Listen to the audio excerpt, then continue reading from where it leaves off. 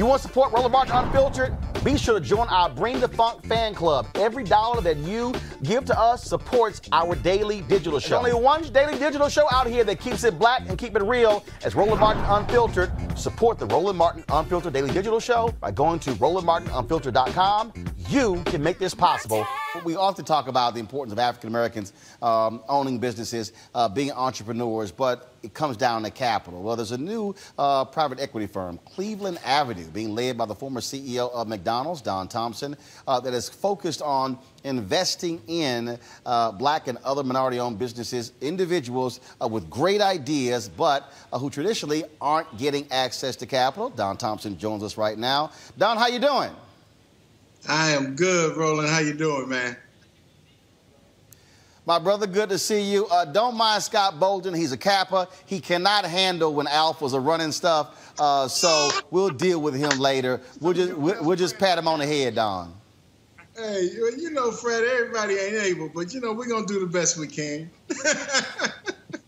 Yeah. We'll do the best we can to include them in what we do. So, Don, explain to us, really, what is Cleveland Avenue? First of all, where does the name come from, Cleveland Avenue?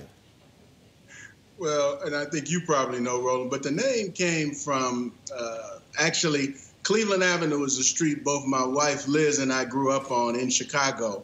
And it is, it's in the neighborhood that people would normally, it's Cabrini Green on one side, Near North on the other side, neighborhoods people historically said were those kind of neighborhoods that, you know, good things don't necessarily come out of. However, having said that, we were blessed. We called them neighborhoods of love. And so what we wanted to do was call the endeavor that we started 5 years ago, Cleveland Avenue, because it pulls us right back to where we always were and where our hearts and minds still are, which is we have brilliance coming out of those neighborhoods, brilliance coming out of black and brown folks. And we need to make sure that we celebrate that brilliance and support it. Now, this is called the Cleveland Avenue State Treasurer Urban Success Initiative, or CAST US. And so who exactly will we be targeting? Will it just be there in Chicago? Will it be all across Chicago or just parts of Chicago? Or will you be investing in companies across the country? Well, right now, bro, this is our third fund. So we have Cleveland Avenue Food and Beverage Fund 1. We have number 2 that we've started. Actually, 1, people are familiar with us from investing in things like Beyond Meat, Farmer's Fred, Somers, Red Bay Coffee with Cable Conte. So people remember that one and they know about food and beverage. Cast Us is our first, what we would call, it's the first fund that is focused on making sure that we are supporting fully our black and brown entrepreneurs, our women entrepreneurs. So 75% of this fund is focused on the south and west sides of the city of Chicago. 75% of this fund will be focused on black and brown entrepreneurs. And at least half of this fund is going to go to women entrepreneurs. And so we are very, very focused on being able to support that group, because as you look at it today, black and brown entrepreneurs represent roughly less than 2% of all venture capital investments. That's it, 2%. Women are in the high single digits. And so when you look at the combination of that, think about black and brown women as well and where they fit. So our fund is focused on black and brown men and women entrepreneurs, and very, very focused on ensuring that we can support them and the ideas that they have for their businesses. Don, last night we had a 2-hour conversation talking about the future of black media. And one of the things that we talked about was the lack of advertising support that goes to black businesses.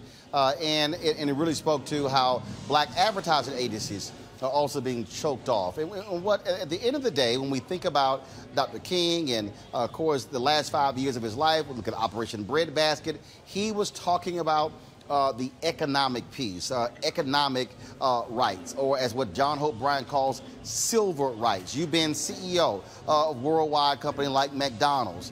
And at the end of the day, the only way we can truly have a direct impact is when we are a part of this economic engine, and that's through owning.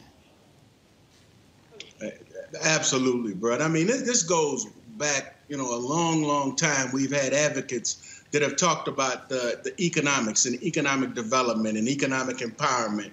I mean, you go back to Frederick Douglass and comments that Frederick made, and W.E.B. Du Bois, and so many people have made these comments over the years, and they have fought, lived, and died for these comments. The reality of it is, unless there is economic development and economic achievement within our communities, we will never have a sustained economic power in order to be able to support sustained wealth and wealth generation. And so as we look at the collective there, it's so important that we support our entrepreneurs and to really look at some of the businesses that we've already supported. So we've got 6 companies we've already invested in. And when you look at the diversity and the mix of these companies and the fact that they're very supportive of our communities, I'm very excited about what's to come. You could have easily, like many other former CEOs, you could have easily tried to go after another high-profile Fortune 500 company. There were a lot of people who were not happy when you left McDonald's. I was one of those folks. Why did you decide to say, you know what, this is where I'm going to focus my energies, focus my time, focus my impact in this particular space? You know, bro, you and I talked quite a few times before. I had a wonderful 25 years with McDonald's, and we achieved much during that time relative to things we were able to do with each other in a broader diversity aspect at that point in time. There was a lot of things that we were able to do. Having said that, you know, I've always coached people, and I said, when you get to a point where you believe that what you're doing in the day-to-day is not full achievement of who you are or what God has blessed you to be, then you probably need to pursue that. And so that was what I wanted to do. And I was supported by my wife, Liz, who really goaded me on to say, look, why don't you go ahead and do what you really want to do? And so for us, this was a passion point. This was something that I thought we could do and we could do well. One, we could build and develop a business that had a lot of people that look just like me and you, a lot of black folks, a lot of brown folks that are focused in the financial investment arena around venture capital. That was one. Two, we could amass a group of individuals with expertise that was so resound that we could support businesses of all color in terms of their achievement of the goals that they had, both financially as well as from a consumer and a social impact perspective relative to whether it be the environment or economic development. And the third thing was that we would create a model by which it could be a bit of a beacon. It would say, we are as capable as anyone and more capable in many regards of being able to drive businesses and derive growth and capital relative to various industries and spaces. And so, you know, for me, this was a passion thing. And I could have stayed, yes, and I know the media twisted it all up at McDonald's, but I do believe that this was my calling. And so, you know, I'm blessed, man. Liz and I both are blessed to follow our dreams and do what we wanted to do. All right, questions from our panelist, Scott Bolden. Your question for Don Thompson. Yeah, Don, I love the project, and I certainly love the purpose. And having a social impact and generating revenues for the community or for your family certainly don't have to be inconsistent with one another. When you're looking at companies to invest, which comes first, turning a profit or having social impact, or both? So thank you very much, Scott. It's interesting because I refer to it as impact, and social impact is one of the outcomes and outgrowths. But these are businesses. These are businessmen and women who have viable concepts, viable initiatives, who have walked into banks and other funding environments and have not been able to achieve the capital levels and requirements that they have to move their businesses. And so from our perspective, what we're merely doing is the same thing we've done with some of our other investments along the way, because we're going to wrap, yes, they have capital. We're wrapping resources around them. We're leveraging our relationships. And so what we want to do is this is a business fund. It's a venture capital fund. Now, having said that, we know that the impact that we're able to have because of our intentional and unapologetic focus, we know that that impact is also impacting our communities, and that our entrepreneurs are much more mindful of the impact that they have on the south and west sides of the city of Chicago and on our broader Black and brown communities and women communities as well. So I would tell you that they go hand in hand. Not one does not lead the other. And if you looked at our team at Cleveland Avenue, you'd realize that as soon as you came in. I mean, there's a lot of Black and brown folks up in Cleveland Avenue. Why? And they're leading marketing, communications, our investment relations, investor relations. So we're very, very focused, man, on the mission of just putting the right spotlight on the folks who are already bright, talented, and just need some support. And happen to be Black. They just happen to be Black. They're experts in their field. Yeah. Thank you. Thank you. Nobody has to qualify them. You know, they compete across the board. You know, this is not a gift. Robert, and people think, okay, Don, is this a donation? Is this a grant? No, these are investments in capable businessmen and women. That's right. That's right. That's right. No doubt. Absolutely. Robert, your question for Don. Yeah, my question will be, how do we replicate this? Because, you know, I used to live on the south side of Chicago. I used to live on the west side of Baltimore, lived in the squats in Atlanta over on English Avenue and down in Southwest. How can we see communities around the country that are African-American that need this sort of investment and replicate this type of model there so that we can almost self-gentrify those areas and build them up instead of waiting for someone else to build them up and put us out? Robert, I'm so glad, brother, that you asked that question, because one of the reasons that this was put together the way it was, and I'll speak to it, is because I also wanted to create a model.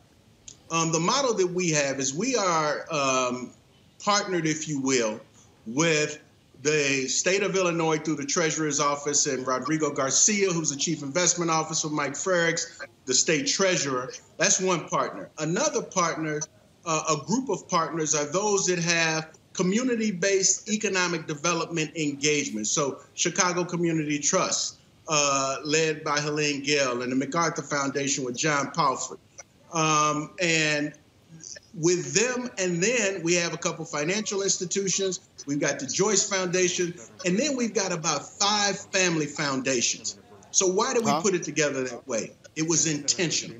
It was meant to say that you too, venture capital group, PE group, can partner in the same way to provide not just capital resources, but expertise resources and lend your relationships to support these entrepreneurs. All right. And we'll share Don with whoever Thompson, wants to see. that's certainly. Well, Don, I think it's a great initiative. It is important that, again, we have access to those dollars, because the reality is this here.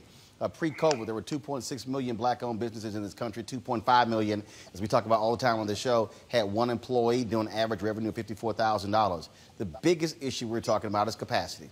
And that is, if you can't grow capacity, then you can't thrive and build in this country, in this economy. And so this type of investment is important for these businesses. And so certainly good luck with it, and keep us abreast of how it's going.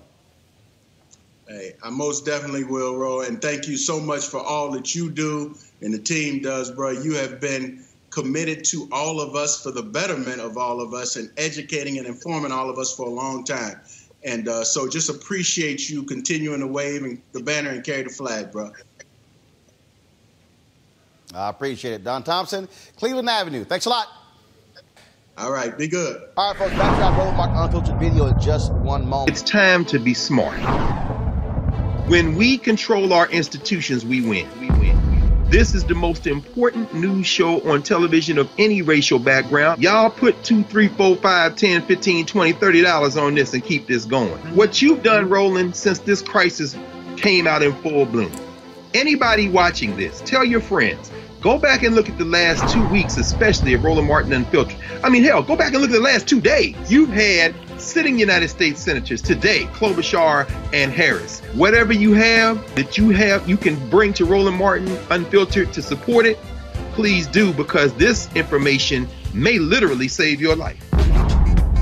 Watch Roland Martin Unfiltered daily at 6 p.m. Eastern on YouTube Facebook or Periscope, or go to RolandMartinUnfiltered.com. Support the Roland Martin Unfiltered Daily Digital Show by going to RolandMartinUnfiltered.com. Our goal is to get 20,000 of our fans contributing $50 each for the whole year. You can make this possible. RolandMartinUnfiltered.com.